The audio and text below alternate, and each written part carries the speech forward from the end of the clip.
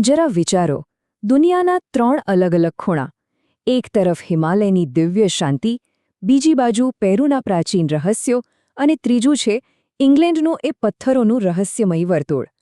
પહેલી નજરે તો લાગે કે આ ત્રણેયમાં શું સરખું હોઈ શકે, પણ જો હું કહું કે આ ત્રણેય જગ્યાઓ એક અદૃશ્ય, શક્તિશાળી અને વૈશ્વિક ઉર્જાથી જોડાયેલી છે, તો આજે આપણે ઉત્તરાખંડના હિમાલયમાં છુપાયેલા એક એવા અદ્ભુત સ્થળની વાત કરીશું જેનું નામ છે કસાર દેવી મંદિર. આ એવી જગ્યા છે જ્યાં ઊંડા આધ્યાત્મિક અનુભવો અને વિજ્ઞાનની એક અજીબ ઘટનાનો સંગમ થાય છે. તો ચાલો આની ઊંડાઈમાં ઉતરીએ. સૌથી પહેલાં આપણે કસાર દેવી મંદિરનો ઇતિહાસ અને એના ગહન આધ્યાત્મિક મૂળને સમજીએ. આ મંદિરની કહાની કોઈ આજકાલની નથી, સદીઓ જૂની છે. એના મૂળ છેક બીજી સદીમાં જોવા મળે છે અને એ સમયના શક્તિશાળી કથ્યુરી રાજવંશ સાથે પણ એનો ઊંડો સંબંધ રહ્યો છે. પણ ખરો વળાંક તો 20મી સદીમાં આવ્યો, ખાસ કરીને 1970-80ના દાયકામાં, જ્યારે આ જગ્યાની ખ્યાતિ દુનિયાભરમાં ફેલાઈ અને શાંતિની શોધમાં નીકળેલા લોકો માટે આ એક ગ્લોબલ સેન્ટર બની ગયું. આ મંદિરનું આધ્યાત્મિક મહત્વ એટલે પણ અનેક ગણું વધી જાય છે કારણ કે એણે 108 શક્તિપીઠોમાંથી એક ગણવામાં આવે છે. શક્તિપીઠ એટલે એવા પવિત્ર સ્થાનો જ્યાં એવું મનાય છે કે દેવીની દિવ્ય ઊર્જા આજે પણ ખૂબ જ ઊંડાણપૂર્વક અનુભવી શકાય છે. સ્કંદ પુરાણમાં પણ આનો ઉલ્લેખ છે. કહેવાય છે કે જ્યારે શુંભ અને નિશુંભ નામના 2 રાક્ષસોનો અત્યાચાર ખૂબ વધી ગયો ત્યારે દેવતાઓની પ્રાર્થના સાંભળીને મા દુર્ગાએ અહીં જ દેવી કાત્યાયનીનું રૂપ ધારણ કર્યું અને એમનો સંહાર કર્યો. બસ આ જ દિવ્ય ઘટનાને કારણે આ સ્થાનને એક અસાધારણ શક્તિ અને પવિત્રતા મળી છે. સારું, તો આ તો થઈ શ્રદ્ધાની વાત. પણ હવે આપણે એ રહસ્ય તરફ જઈએ છીએ જે વિજ્ઞાનની દુનિયાને પણ વિચારવા પર મજબૂર કરી દે છે. આ જગ્યા સાથે એક એવી વૈજ્ઞાનિક શક્તિ જોડાયેલી છે જે આંખોથી દેખાતી નથી. તમે ક્યારે વેન એલન બેલ્ટ વિશે સાંભળ્યું છે?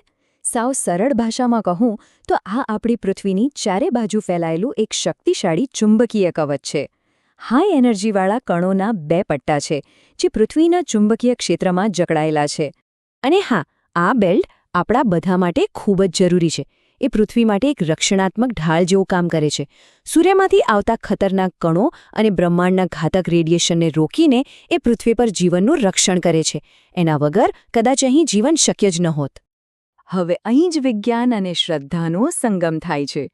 નાસાના વૈજ્ઞાનિકોએ પણ આના પર રિસર્ચ કર્યું છે અને એમને જાણવા મળ્યું કે કસાર દેવી મંદિર જે વિસ્તારમાં છે ને ત્યાં પૃથ્વીનું ચુંબકીય ક્ષેત્ર સામાન્ય કરતાં અનેક ગણું વધારે શક્તિશાળી છે અને આ જગ્યા સીધી વેન એલન બેલ્ટના સંપર્કમાં આવે છે. તો હવે આપણે પાછા ફરીએ એ જ સવાલ પર જે મેં શરૂઆતમાં પૂછ્યો હતો. હિમાલય, પેરુ અને ઇંગ્લેન્ડ આ ત્રણેયને શું જોડે છે? ચાલો હવે આ વૈશ્વિક રહસ્ય પરથી પડદો ઉઠાવીએ. આશ્ચર્યની વાત તો એ છે કે વૈજ્ઞાનિકોને જાણવા મળ્યું છે કે આખી પૃથ્વી પર ફક્ત 2 જ બીજી જગ્યાઓ એવી છે જ્યાં કસાર દેવી જેવું જ શક્તિશાળી ભૂચુંબકીય ક્ષેત્ર છે. એક છે પેરુના પહાડોમાં આવેલું રહસ્યમય શહેર માચુ પિચ્ચુ અને બીજું છે ઇંગ્લેન્ડનું હજારો વર્ષ જૂનું અને એટલું જ રહસ્યમય સ્ટોનહેન્જ. જી હા, આખી પૃથ્વી પર ફક્ત આ 3 જ જગ્યાઓ, એક હિમાલયમાં, બીજું દક્ષિણ અમેરિકાના પહાડોમાં અને ત્રીજું યુરોપના મેદાનોમાં. ત્રણેય જગ્યાઓ પોતાની પ્રાચીન આધ્યાત્મિક વિરાસત અને એક અનોખી બ્રહ્માંડિક ઊર્જા માટે પ્રખ્યાત છે અને અહીં આવનાર દરેક વ્યક્તિને એક ગજબની શાંતિનો અનુભવ થાય છે. ચાલો હવે એ જોઈએ કે આ અનોખી ઊર્જાએ ઇતિહાસના કેટલાક સૌથી તેજસ્વી અને સર્જનાત્મક લોકોને પોતાની તરફ કેવી રીતે ખેંચ્યા. આની શક્તિ કેટલી ગહન છે એનો પુરાવો તો સ્વામી વિવેકાનંદના શબ્દોમાં જ મળે છે. ભારતના આ મહાન સંતે અહીંની એક ગુફામાં ધ્યાન કર્યું હતું અને પછી લખ્યું હતું કે આ જગ્યા ચેતનાને જગાડવા માટે અત્યંત ખાસ છે. અને ખાલી ભારતીયો જ નહીં, પશ્ચિમની દુનિયાના પણ ઘણા જાણીતા વિચારકો, કલાકારો અને શાંતિની શોધ કરનારા લોકો અહીં ખેંચાઈ આવ્યા, જેમાં બોબ ડાયલન, એલન ગિન્ઝબર્ગ, ટિમોથી લિયરી જેવા મોટા નામોનો સમાવેશ થાય છે. આ બધાએ માન્યું કે કસાર દેવીમાં એમને એક અલગ જ માનસિક, સર્જનાત્મક અને આધ્યાત્મિક અનુભવ મળ્યો. તો આખી વાતનો સાર એ છે કે કસાર દેવી એક દુર્લભ સંગમ સ્થળ છે.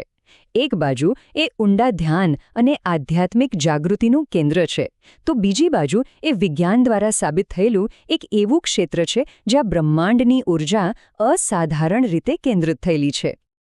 આ બધું આપણને એક છેલ્લા સવાલ પર લાવીને ઊભું રાખે છે. કસાર દેવી, માચુ પિચ્ચુ અને સ્ટોનહેન્જ, શું આ માત્ર એક વૈજ્ઞાનિક સંયોગ છે કે પછી આપણા પૂર્વજો એવું કંઈક જાણતા હતા જે આજે આપણે ભૂલી ગયા છીએ? જ્યાં વિજ્ઞાનની હદ પૂરી થાય છે ત્યાંથી શું શરૂ થતું હશે? જો તમને આ જાણકારી ગમી હોય તો પ્લીઝ લાઇક, શેર, કોમેન્ટ. જય માતાજી એન્ડ સબસ્ક્રાઇબ ધ ચેનલ.